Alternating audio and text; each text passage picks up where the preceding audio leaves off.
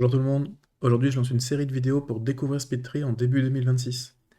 L'idée c'est de voir ensemble qu'est-ce que c'est, à quoi ça sert, comment ça marche et surtout comment bien débuter. L'objectif c'est de faire quelque chose de simple et d'accessible à tous, même si vous débutez complètement. C'est une série qui est de découverte et de présentation, donc on va reprendre les bases et on va progresser étape par étape jusqu'à ce que vous soyez autonome et que vous puissiez créer vos propres assets végétaux par vous-même. Dans cette première vidéo, on va surtout faire un tour d'horizon du logiciel pour comprendre son interface et son fonctionnement global. On commence tout de suite avec la première utilisation du logiciel. Vous venez d'installer SpeedTree, vous l'ouvrez pour la première fois et vous tombez sur cette fenêtre. Euh, Ici, deux options s'offrent à vous. Soit vous ouvrez un fichier avec un modèle simple déjà préenregistré, soit vous partez d'un fichier vide. Ici, pour faciliter la présentation, on va partir d'un fichier vide et je présenterai les différents modèles sauvegardés dans une prochaine vidéo. Ok, donc on a cliqué sur Blank, on ouvre donc un fichier vide et on arrive sur l'interface principale de SpeedTree.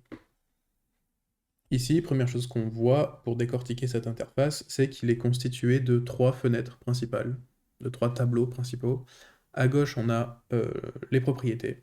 Donc pour l'instant, ça affiche ces différents onglets qui affichent des propriétés globales de la scène. Au centre, on a la scène principale, dans laquelle vont apparaître les différentes étapes de création. Et à droite, on a un autre panneau qui, pour l'instant, affiche l'onglet des générations. Avant d'aller plus loin, juste deux petites informations importantes. La première, ça va être les déplacements de la caméra. Donc pour s'orienter, c'est le clic gauche maintenu. Pour se déplacer dans la scène, c'est clic molette maintenu. Et bien sûr, on peut aussi zoomer. Sauf que de base, l'option de zoom est inversée. C'est-à-dire que si vous faites molette avant, vous allez dézoomer et inversement. Pour corriger ça, il suffit d'aller dans Edit, Préférences, deuxième onglet Tree Window, et ici, il vous faut cocher Reverse Zooming, qui va vous permettre de rétablir un zoom par défaut. Petite parenthèse, pour ceux qui utilisent Maya et 3ds Max, pardon, vous pouvez copier les paramètres de déplacement caméra de ces logiciels. C'est pas mon cas, donc je le laisse par défaut. Et tant qu'on est dans cette fenêtre, on va aussi modifier le scene unit qui de base est en pied. Nous, pour utiliser le système métrique, il suffit simplement de faire dérouler, de mettre mètre, et on fait OK. Maintenant que ces deux petits détails sont réglés, on peut s'attaquer à l'interface de SpeedTree. Donc à première vue, l'interface, on voit des boutons partout, des onglets partout et des panneaux partout. Ça peut paraître beaucoup à première vue, mais pas d'inquiétude là-dessus. On va le décortiquer petit à petit, on va les étudier par ordre de besoin, et tout finira par s'éclaircir étape par étape. On va maintenant pouvoir passer à la partie de création. Il faut savoir que la génération dans SpeedTree est un système nodal, ça fonctionne avec des nœuds. Ici, le premier nœud que vous allez trouver dans tous les nouveaux projets que vous allez ouvrir, c'est celui-ci. C'est une base au centre de la grille, dans laquelle vont être inclus tous les prochains nœuds. Pour ajouter un nœud, par exemple un tronc, rien de plus simple, il suffit de sélectionner la base, faire un clic droit, donc soit dans la zone de génération, soit dans la scène directement, ajouter une géométrie, et ici, ajouter un tronc. On voit qu'on a énormément d'autres options qui peuvent être ajoutées, on les verra étape par étape. Ici, ce qui va nous intéresser, ça va être principalement le tronc, les branches et les feuilles. Donc on ajoute un tronc pour commencer.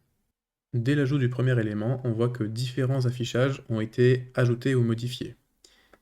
Ici, on a déjà une fenêtre qui affiche en temps réel le nombre de polygones affichés à l'écran par la structure.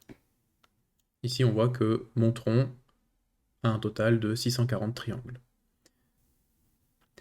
Pour information, on peut afficher le maillage de l'arbre si vous préférez cette vue. Il suffit d'aller dans Render, ici, et de choisir la deuxième, Script. Et on passe directement sur le maillage qui est affiché.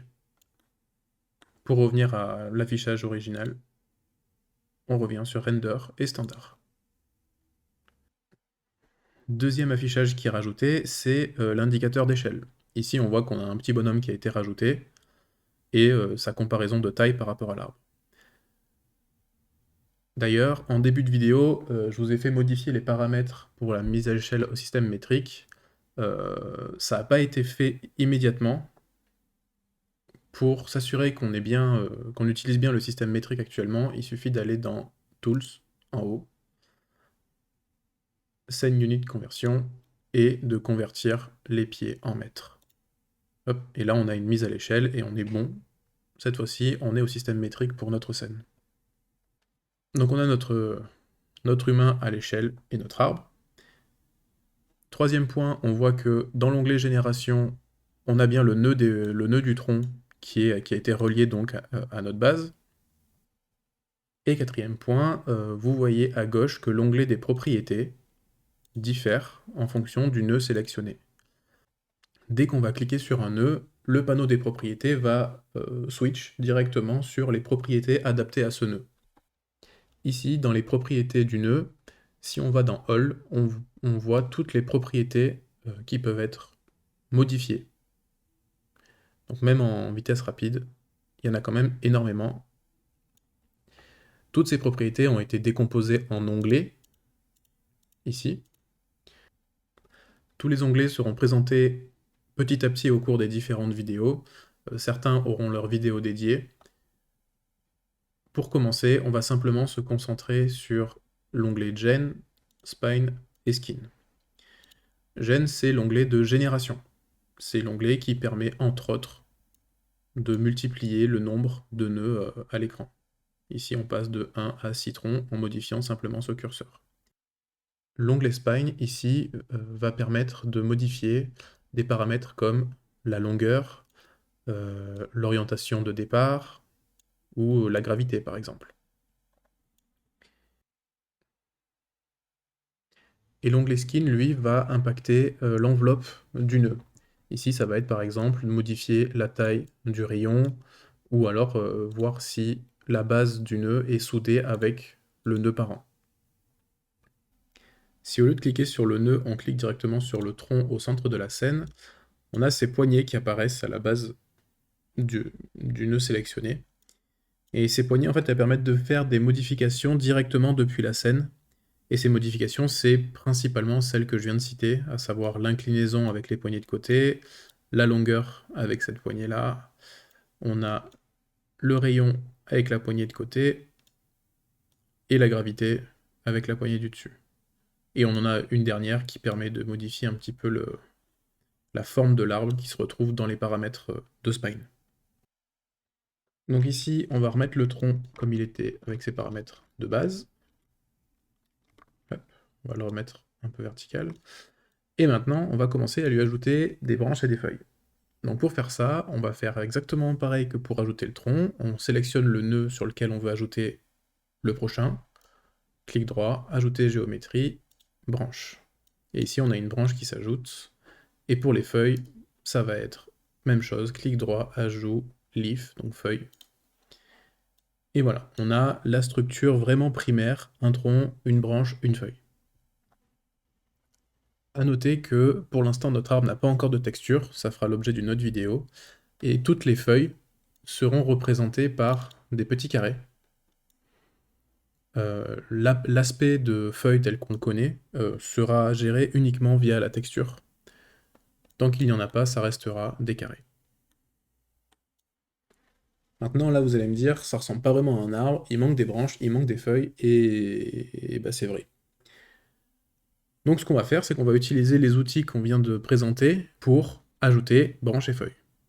Donc on sélectionne le nœud de branche, on voit que les propriétés rebasculent sur les propriétés adaptées aux branches, et on va commencer par la génération.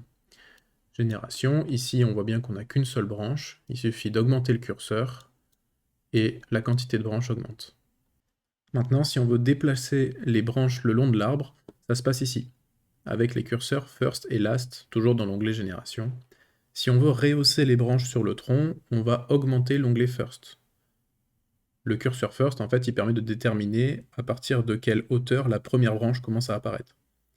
A l'inverse, le curseur Last, il va permettre de définir à quelle hauteur la dernière branche va apparaître. Donc là, on a ajouté nos branches principales. On a défini le nombre qu'on voulait, et on a défini leur placement sur le tronc. Maintenant, on peut basculer sur l'onglet Spine pour définir leur longueur.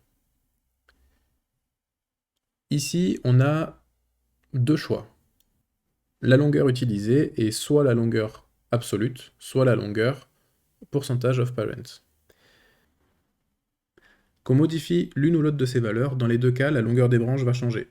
Ici, si on monte celui-ci, ça bouge, et si on le remet à 0 et qu'on augmente celui-là, ça bouge. Et donc on pourrait se demander à quoi ça sert d'utiliser l'un plutôt que l'autre. Si on utilise uniquement une valeur absolue, on a une valeur fixe pour chaque branche.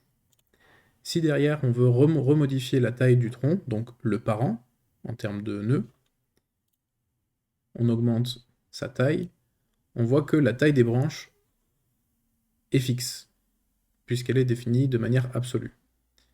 Maintenant, on remet la taille du tronc comme elle était, on change la longueur des branches, et au lieu de mettre une valeur absolue, on va définir une valeur qui dépend de la taille du parent. Ici, on va mettre peut-être 0.5. Voilà. Maintenant, quand on va augmenter la taille du tronc, de la même manière, les branches vont suivre de manière proportionnelle. Voilà ce que fait la différence entre la longueur en taille absolue et la longueur qui dépend de la taille du parent. À mon sens, même si on veut utiliser la taille en absolu, c'est toujours intéressant de laisser une petite valeur qui dépend de la taille du parent. Maintenant qu'on a fini de déterminer la taille des branches, on va pouvoir interagir avec l'inclinaison et la gravité. Ici, donc, comme pour le tronc, c'est le curseur Start Angle qui va permettre de définir quel angle ont les branches de base sur le tronc. Donc c'est cet angle-là, hein, c'est l'angle vraiment avec la base. C'est l'angle avec le parent qui est déterminé. Et comme pour le tronc, on peut très bien sélectionner n'importe quelle branche, vu qu'elles sont toutes reliées au même nœud, et utiliser les poignées pour les faire grandir, grossir, etc. Ici, on va essayer d'avoir des branches qui montent un petit peu. Et maintenant, on va jouer avec la gravité, donc avec ce curseur-là, ou en sélectionnant les branches avec ce curseur-ci. C'est la même chose, qui permet de déterminer comment se comportent les branches à leur extrémité.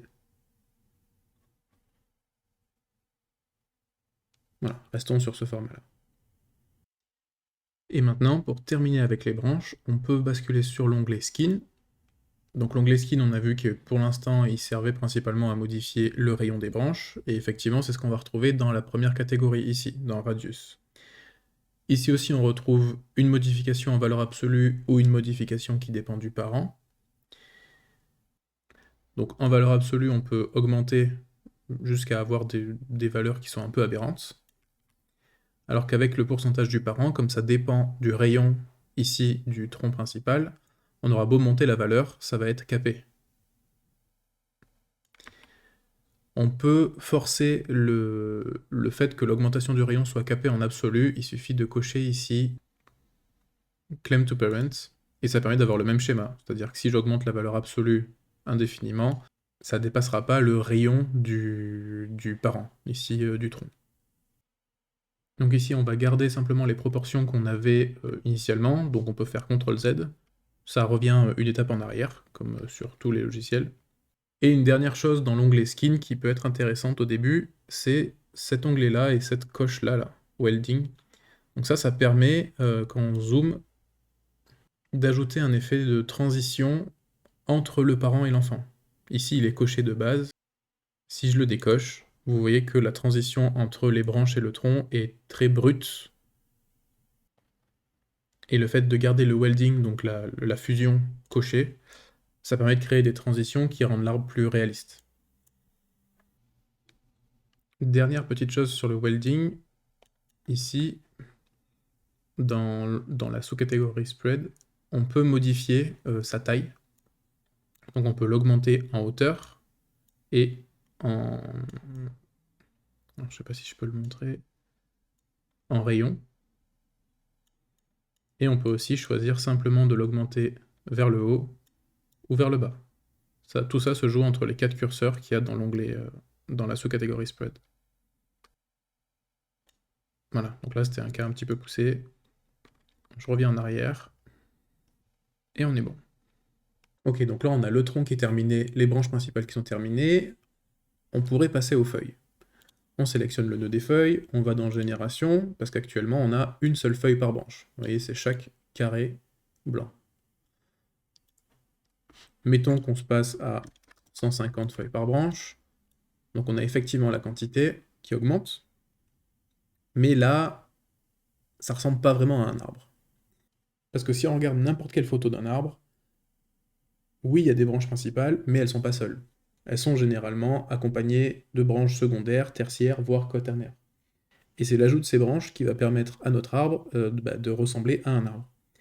Donc pour faire ça, on va simplement repartir du nœud branche, et soit clic droit, ajouter géométrie, branche, on refait la même chose, et donc là on voit bien qu'on a un deuxième nœud branche 2 qui se crée automatiquement à la suite du premier, soit on reclique sur le nœud branche et on fait CTRL D. CTRL D, c'est comme si on faisait clic droit et dupliquer, ici. Donc là, on a notre troisième nœud de branche qui est pour l'instant relié à rien du tout. Pour le relier aux branches 2 et générer des branches sur les branches secondaires, on a simplement à prendre le nœud avec clic gauche et le faire glisser sur le nœud numéro 2. Et on voit que le nœud des branches 3 se relie automatiquement au nœud des branches 2 et dépend de celui-ci. Le résultat de cette succession de branches sur notre scène, eh ben on voit que c'est l'ajout de branches directement les unes à la suite des autres. Ici, comme expliqué plus tôt, chaque nœud a ses propriétés uniques. Ce qui fait qu'en sélectionnant les branches 2, on voit qu'on n'a qu'une seule qui est générée par branche principale. Il suffit qu'on passe à 3 et on a 3 branches qui sont générées sur chaque branche principale. Pour les branches 3, on en a déjà suffisamment, pas besoin de modifier la valeur. Donc là, au niveau des ramifications, l'arbre paraît cohérent. Maintenant, comme vous le voyez, les feuilles sont toujours placées sur les branches principales. Pour modifier ça, on fait comme avec les branches, on sélectionne le nœud des feuilles et on le déplace sur branche 3. Même s'il est déjà connecté à un nœud, il va automatiquement transférer. Et là, on obtient un système de nœuds très linéaire, de parents-enfants qui se succèdent, pour donner un arbre qui ressemble à un arbre. Voilà comment fonctionne le système des nœuds et la génération d'arbres sur SpeedTree. Dans la prochaine vidéo, on présentera comment fonctionnent les textures, on partira du même fichier, et on présentera comment utiliser les atlas de textures pour ne pas avoir qu'une seule feuille qui se répète en boucle, mais diversifier un petit peu les couleurs, les aspects et les textures des feuilles de manière générale. Voilà, c'est terminé pour cette première vidéo de présentation sur l'introduction à SpeedTree. Merci à vous d'avoir suivi jusqu'au bout, et je vous dis à la prochaine.